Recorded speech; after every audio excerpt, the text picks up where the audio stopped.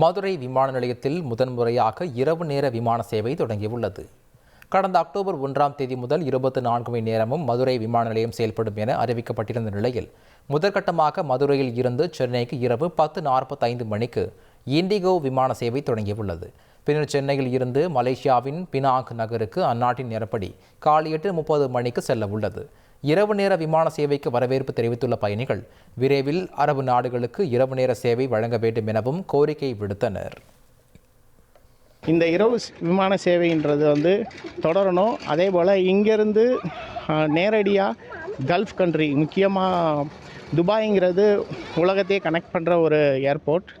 Dubai மாதிரி ஒரு முக்கிய நகரத்துக்கு மதுரையிலேருந்து இரவு நேரங்கள்லையோ இல்லை பகல்லையோ தொடர்ச்சியாக 24 மணி நேரமும் மதுரை விமான நிலையம் செயல்படுறதுக்கு இந்த விமான சேவைங்கிறது தொடரணும். இப்போ நைட் டைம் ட்ராவல் பண்ணுறதுனால நம்ம பஸ்ஸுக்கு தான் முன்னாடி எமர்ஜென்சினா போக முடியல. இப்போ ஃப்ளைட் விட்டதுனால ரொம்ப ஹெல்ப்பாக இருக்கும். ஏன்னா ஈவினிங் 7 மணிக்கெலாம் க்ளோஸ் ஆயிரும்ல ஏர்போர்ட்டு. இப்போ இருக்கிறதுனால 10 மணிக்கெலாம் ஃப்ளைட் இருக்கிறதுனால ரொம்ப.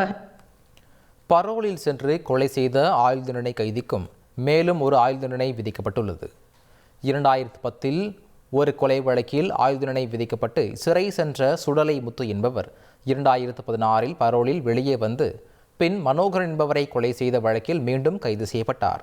இது பற்றிய மேல்முறையீடு வழக்கை விசாரித்த சென்னை உயர்நீதிமன்ற மதுரை அமர்வு சுடலை முத்துவிற்கு மேலும் ஒரு ஆயுள் தண்டனை வழங்கி தீர்ப்பளித்துள்ளது. இதனைத் தொடர்ந்து அவரை மதுரை மத்திய சிறையில் அடைக்க போலீசார் அழைத்துச் சென்றனர். செய்திகளை உடனுக்குடன் தெரிந்து கொள்ள உடனே சப்ஸ்கிரைப் பண்ணுங்க.